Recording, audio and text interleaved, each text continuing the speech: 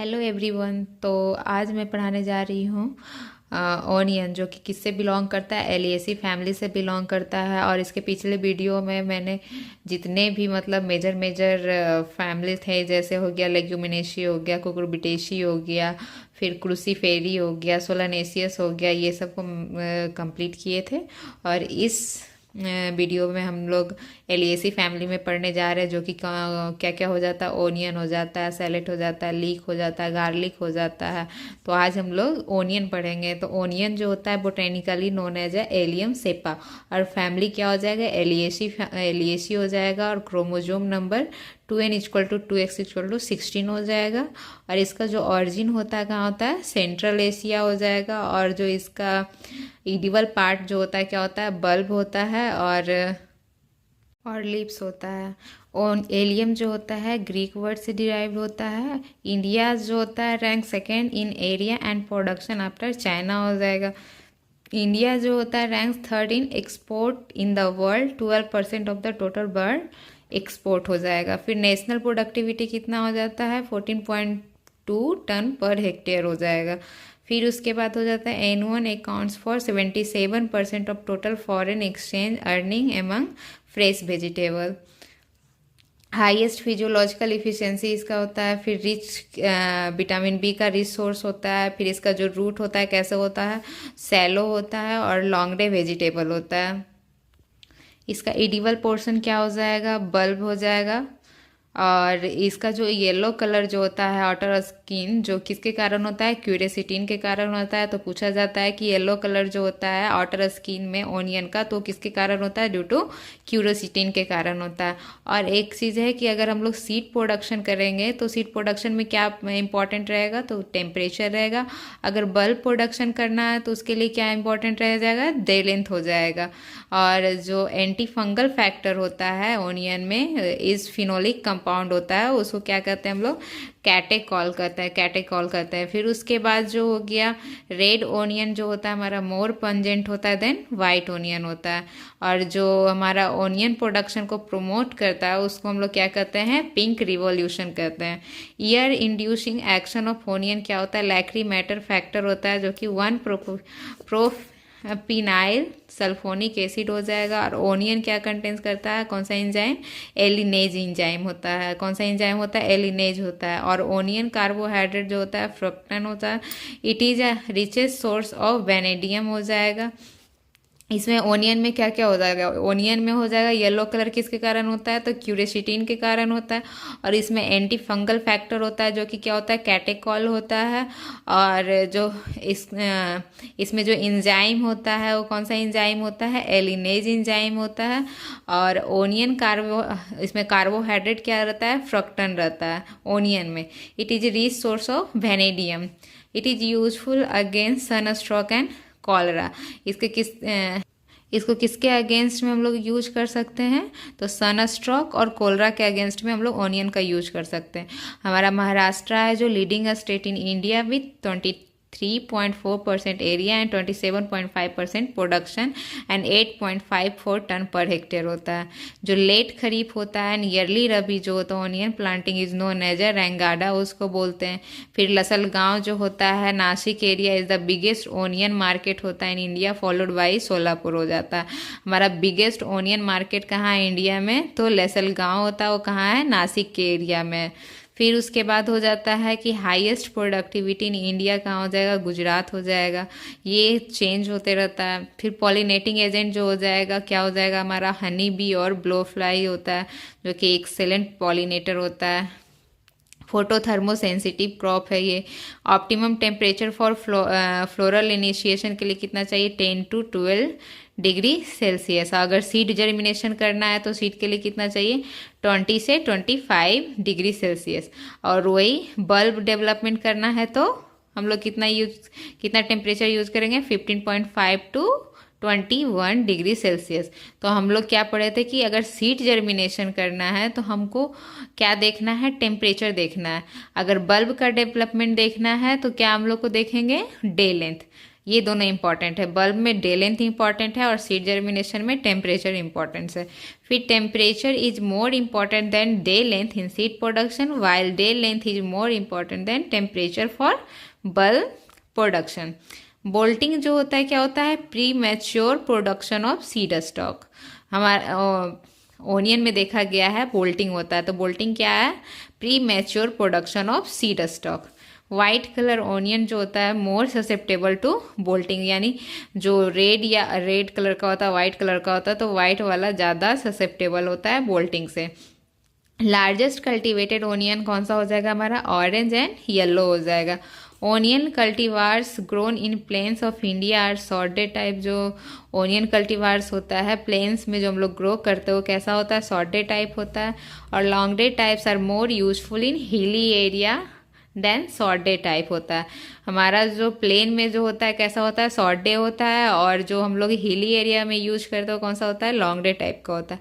Flower colour कैसा होता है इसका, वाइट और ब्लूइश होता है, और ये हाईली क्रॉस पॉलिनेटेड है ड्यू टू प्रोटैंड्री के कारण। ओनियन में जो क्रॉस पॉलिनेशन होता है किसके कारण होता है, प्रोटैंड्री के कारण होता है। नंबर ऑफ स्टेमन कितना हो जाएगा इसमें, 6 हो जाएगा, और एंथेसिस टाइम क्या हो जाएगा, 5 to 9 AM हो जाएगा, यानी मॉर्निंग में हो जाएगा anthesis. The most and recent systematic survey of crossability in cultivated alliums reported by Raamsdonk et 2003 में। कॉमर्शियली यूटिलाइज टैक्सोनॉमिक क्लासिफिकेशन क्या हो जाएगा, हैनलेट हो जाएगा, 1990 में हो जाएगा। Cytoplasmic male sterility was first discovered in onion in 1925. It is widely used in seed production. Seed production में हम लोग क्या यूज करते हैं, हम लोग CMS का यूज करते हैं, CMS यूज करते हैं। और सबसे पहला फर्स्ट डिस्कवर्ड इन ओनियन में ये CMS डिस्कवर किया गया था। CMS was first discovered in onion in कब, 1925 में। It is widely use in seed production. CMS का हम लोग सबसे ज़्यादा किस में यूज करते हैं, तो सीड प्रोडक्शन में यूज करते हैं। फिर most widely use source of CMS कौन सा होता है हमारा, S साइटोप्लाज्म होता है। MS is use as a maintainer for male sterile line. अगर पूछा जाएगा कि जो हम लोग यूज करते हैं मेंटेनर फॉर मेल स्टरलाइन तो कौन सा हो जाएगा, MS हो जाएगा। ब्राउन सीडेड जो होता है MS लाइन जो होता है, ब्लैक सीडेड पॉलन पेरेंट होता है, can be used for producing F1 hybrid seeds होता है। फिर onion chloroplast genome inherited through maternal inheritance हो जाएगा। फिर माइटोकॉन्ड्रियल जीन म्यूटेशन जो क्या होता है, लीड्स टू मेल स्टेरिलिटी। मल्टीप्लाज्म जो होता है टर्म कॉइन्ड बाय ग्रोगेन हो जाता है 1971 में। The series of shallot monosomic addition line develop by Shigyo et al 1996 में। फिर इसमें क्या है, gene pool concept was given by Harlan and डिवेट 1971 में। जीन पूल कॉन्सेप्ट किसने दिया था, हार्लेन एंड डिवेट 1971 में। Hybrid onion programme originated in 1925। Selfing and mass breeding technique was developed by Jones and Mann in 1963। Selfing and mass breeding technique जो होता है develop किया गया था किसके द्वारा, जॉन्स एंड मैन्स इन 1963 में। First CMS identified in cultivar Italian red by doctor H.A. Jones and Emsweller 1943 USA। यानी सबसे पहला CMS आइडेंटिफाइड किया गया था कौन से कल्टीवार में, तो इटालियन रेड में। और किसके द्वारा किया गया था, doctor H.A. Jones and Emsweller in 1943 USA। Doctor Jones जो होता है was nickname as a mister onion. Doctor Jones को क्या कहा जाता है, मिस्टर ओनियन कहा जाता है। In onion male sterile has been isolated in cultivar Pusa red at IARI new Delhi. यानी जो ओनियन में मेल स्टरलाइन लाइन आइसोलेट किया गया था कौन सा कल्टीवार में किया गया था, तो पूसा रेड में, कहाँ पे, IARI में। यानी हमारा सबसे पहला CMS आइडेंटिफाई हुआ था कौन से कल्टीवार में, इटालियन रेड। और सबसे और जो हमारा मेल स्टरलाइन जिससे आइसोलेट किया गया था कौन सा कल्टीवार था, पूसा रेड था। फिर मैलिक हाइड्राजाइड जो होता है at the rate 0.1% is recommended for induction of male sterility. फिर T साइटोप्लाज्म जो होता है inheritance is characterise by C. विस्कूथ 1973। फिर diploid apogamy is reported in onion. Diploid apogamy किस में रिपोर्टेड किया गया है? ओनियन में। Common onion is commercially propagated by seed. Seed rate क्या हो जाएगा खरीफ के लिए? 12 से 15 केजी पर हेक्टेयर हो जाएगा, और रबी के लिए कितना हो जाएगा? 10 से 12 केजी पर हेक्टेयर। हम लोग सीड रेट ज़्यादा और कम कैसे लेते हैं? क्योंकि अगर हम लोग खरीफ में क्या हो जाएगा, खरीफ में बारिश होगा तो उसमें हमारा सीड रेट क्या होगा? ज़्यादा लगेगा, और रबी क्या होता है हमारा? फेवरेबल होता है। तो फेवरेबल में क्या होता है, हम लोग को सीड रेट जो होता है कम लगता है, और जो थोड़ा मतलब अनफेवरेबल कंडीशन रहता है तो उसमें हम लोग सीड रेट ज़्यादा देते हैं। तो इसलिए रबी जो होता है हमारा फेवरेबल फॉर होता है ऑनियन के लिए, तो उसके लिए मतलब सीड रेट कितना चाहिए? 10 से 12 केजी पर हेक्टेयर। और खरीफ के लिए कितना चाहिए? 12 से 15 केजी पर हेक्टेयर हो जाएगा। सीड रेट जो होता है 750 KG bulb per hectare. 5 to 8 KG seed to raise set in 200 metre square area. यानी हम लोग अगर पूछा जाए बल्ब पूछा जाए कितना 1 हेक्टेयर में कितना यूज करते हैं तो 750 हो जाएगा। और 5 to 8 केजी सीड जो होता है raise sets in 200 metre square area. About 10 quintal onion sets of 1.5 to 2 centimetre diameter for planting per hectare. Sets जो होता है are planted in mid August to get crop by mid November. Seed viability हो जाएगा कितना होता है? 1 to 2 years के लिए होता है। इजिप्टियन और tree onion produce top sets और बल्बिल्स हो जाएगा। फिर best planting density for cultivation हो जाएगा 15 सेंटीमीटर इंटू 10 सेंटीमीटर। और हार्वेस्टिंग स्टेज क्या हो जाएगा? नेक फॉल। अगर नेक फॉल कर रहा है 25 to 50% तो हम लोग समझेंगे कि वो हार्वेस्ट करने लायक हो गया। Premature harvest form a thick neck bulb. Onion heat tolerant due to cylindrical leaf shape. हमारा जो ओनियन होता है हीट टोलरेंट होता है। क्यों होता है? क्योंकि उसका जो लीफ होता है कैसा होता है? सिलिंड्रिकली होता है। फ्लावर इंडक्शन अगर करना है तो क्या देंगे हम लोग? Gibberellic acid eight the rate of 300 ppm। फिर bulb required for seed production कितना? सीड प्रोडक्शन के लिए कितना बल्ब रिक्वायर्ड होता है? 1500 kg पर हेक्टेयर 2.5 से 3 सेंटीमीटर डायमीटर का। प्री इमर्जेंट हर्बिसाइड कौन सा हो जाएगा हमारा? पेंडिमेथिलिन 30 EC हो जाएगा एट द रेट 3.5 पर हेक्टेयर हो जाएगा। और ऑक्सीफ्लोराफोन हो जाएगा हमारा 0.15 EC at the rate 0.25 kg per hectare हो जाएगा। क्रिटिकल पीरियड ऑफ क्रॉप क्या हो जाएगा? Weed competition 30 to 60 days after planting हो जाएगा। Yield reduction due to weeds कितना हो जाएगा? 72%। इसमें क्या हो जाता है? यील्ड रिड्यूस हो जाता है ड्यू टू बीट्स के कारण। फिर zinc application at the rate 1 से 3 ppm increases yield and improves quality. यानी हम लोग जिंक का एप्लीकेशन करेंगे तो क्या करता है? यील्ड को इंक्रीज करता है और साथ साथ क्वालिटी को भी इम्प्रूव करता है। पर्पल ब्लॉस जो होता है लॉसेस रेंज फ्रॉम 38 to 62% हो जाएगा। फिर येलो एंड वाइट वेराइटी जो होता है are difficult to store and storage losses are 80 to 100% हो जाएगा। खरीफ क्रॉप जो होता है डज नॉट स्टोर वेल होता है। खरीफ क्रॉप्स को हम लोग मतलब अच्छे से स्टोर उसको नहीं कर पाते हैं। स्टोरेज लॉसेस इन ऑनियन कितना हो जाएगा? 40 to 50% हो जाएगा। ऑनियन पोस्ट हार्वेस्ट लॉसेस कितना हो जाएगा? 30 to 60% हो जाएगा। फिर PGR for inhibiting excess growth हो जाएगा। हम लोग क्या यूज करेंगे? क्लोरम chloride at the rate 6 ml per litre हो जाएगा। रिडक्शन ऑफ स्प्रॉटिंग हो जाएगा। हम लोग स्प्रॉटिंग को रिड्यूस करने के लिए क्या यूज करेंगे? गामा रेज का एट द रेट 60 GY हो जाएगा। वेस्ट स्टोरेज टेम्परेचर कितना है हमारा ऑनियन का? 0 degree Celsius at 60 to 75% relative humidity. Maximum safe temperature for curing के लिए कितना हो जाएगा हमारा? 37.8 degree Celsius for 3 to 5 days के लिए। यानी क्यूरिंग का टेम्परेचर क्या हो जाएगा फील्ड में? 37.8 degree Celsius for 3 to 5 days के लिए। ऑनियन बल्ब जो होता है स्टोर एट 0 से 4.5 degree Celsius with 60 to 70% relative humidity हो जाएगा। फिर रबी ओनियन जो स्टार्ट बोल्टिंग, रबी ओनियन कब स्टार्ट होता है बोल्टिंग? 20 से 25 डिग्री सेल्सियस होता है। यानी रबी ओनियन स्टार्ट बोल्टिंग कब कौन से टेम्परेचर पे बोल्टिंग करना स्टार्ट कर देता है? 20 से 25 degree Celsius. Early and late transplanting inducing bolting in kharif and rabi onion respectively हो जाएगा। फिर हो जाएगा white cultivars are more sensitive to bolting होता है हमारा। वाइट कल्टीवार जो होता है मोर सेंसिटिव होता है किससे, बोल्टिंग से होता है। Onion crop raised through a small bulb called set takes 90 to 110 days for maturity हो जाएगा। फिर onion crop raised through seed require 140 to 150 days for maturity हो जाएगा। अगर हम लोग सीड से अगर रेज करेंगे तो कितना डेज लग जाएगा, 140 to 150 डेज लग जाएगा मैच्योर होने में। अगर हम लोग ओनियन को किससे रेज करते हैं, बल्ब से करते हैं, तो कितना टाइम लग जाएगा, 90 to 110 डेज लग जाएगा।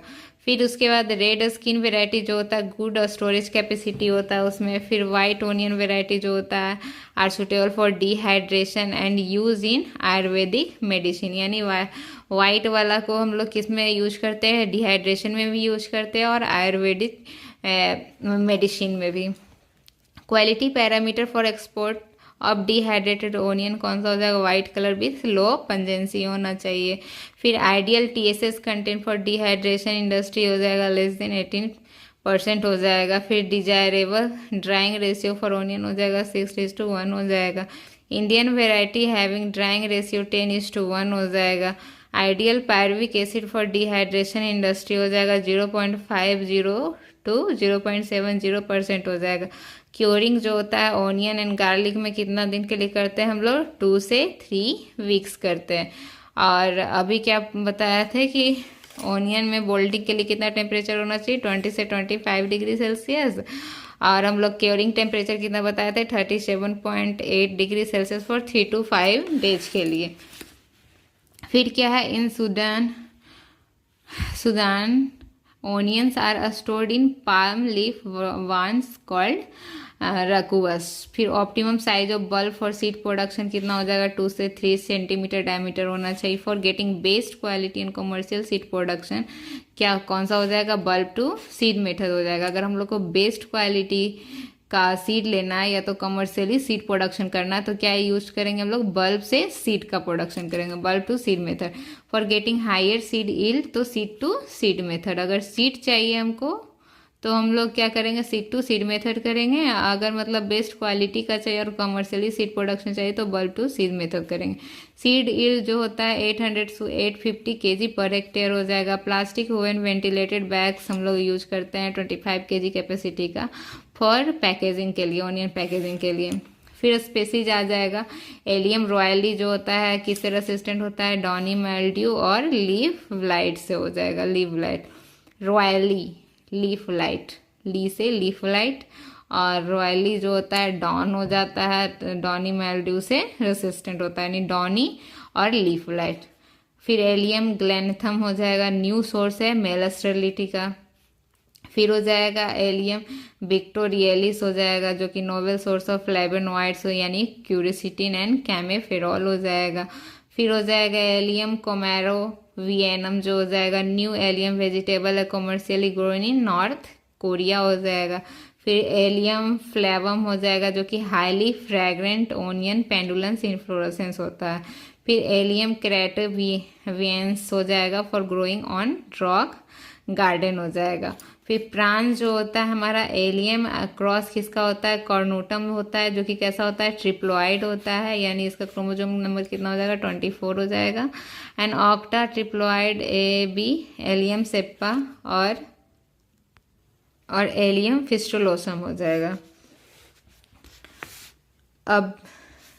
अब इसका कॉमन नेम और बोटेनिकल नेम पढ़ते हैं जितना भी स्पेसीज है। तो हमारा एंसेस्टर जो होता है ओनियन का क्या क्या हो जाएगा, एलियम बैबिलोबी हो जाएगा। एंसेस्टर ऑफ ओनियन क्या हो जाएगा, एलियम बैबिलोबी हो जाएगा। फिर ट्री ओनियन का क्या हो जाएगा botanical name, allium cepa variety viviparum हो जाएगा। फिर कुरैट का क्या हो जाएगा, एलियम कुरैत हो जाएगा। फिर सीबोल या जैपनीज ब्रांचिंग या बेल्स ओनियन का क्या हो जाएगा, एलियम फिस्टुलोसम हो जाएगा। फिर सैलट या पेरिनियल ओनियन हो जाएगा, एलियम सेप्पा वेराइटी एस्कोलिनिकम हो जाएगा। फिर उसके बाद ब्लू ओनियन हो जाएगा, एजुरियनम हो जाएगा। फिर चाइब हो जाएगा, स्योनोप्रेशम हो जाएगा। फिर एसाटुस्की हो जाएगा जो कि लेडेबोरिनियम हो जाएगा। फ्रेंच सेवर्ट हो जाएगा, एलियम निपोनिकम हो जाएगा। फिर ancestor of leak and Kurat क्या हो जाएगा हमारा, एलियम एम्पेलोप्रेशम हो जाएगा। पोटैटो ओनियन जो होता है या तो अंडरग्राउंड ओनियन कहते हैं या तो मल्टीप्लायर ओनियन या तो इजिप्टियन ओनियन कहते हैं, तो क्या हो जाएगा हमारा एलियम सेप्पा वेराइटी एग्रीगेटम हो जाएगा। फिर लीक या ग्रेट हेडेड गार्लिक हो जाएगा हमारा एलियम एमेलोप्रेशम हो जाएगा, वेराइटीपोरम हो जाएगा, गॉडिंग ओनियन हो जाएगा, एलियम गॉडिंगी हो जाएगा, पिंक ओनियन हो जाएगा, एलियम सेरेनम हो जाएगा, फिर चाइनीज चाइव हो जाएगा, एलियम टुबरोसम हो जाएगा, रेक्यू हो जाएगा, एलियम चाइनेंसिस हो जाएगा, रेमोसन्स या वाइल्ड गार्लिक हो जाएगा, एलियम यूरसीनम हो जाएगा। तो आज के लिए इतना ही। नेक्स्ट वीडियो में हम लोग वैरायटी वगैरह पढ़ेंगे और डिजीज डिसऑर्डर ये सब पढ़ेंगे। और आज के लिए कुछ क्वेश्चन हैं, जैसे कि जो हमारा ओनियन में बल्ब डेवलपमेंट के लिए टेम्परेचर क्या होता है, फिर उसके बाद जो येलो कलर होता है वो किसके कारण होता है, फिर एंटी फंगल प्रॉपर्टी होता है वो किसके कारण होता है। तो इसका आंसर कमेंट करके बताइएगा। और देखने के लिए थैंक यू। अगर वीडियो अच्छी लगे तो लाइक कीजिएगा, शेयर कीजिएगा और सब्सक्राइब कीजिएगा और कमेंट कीजिएगा। Thank you.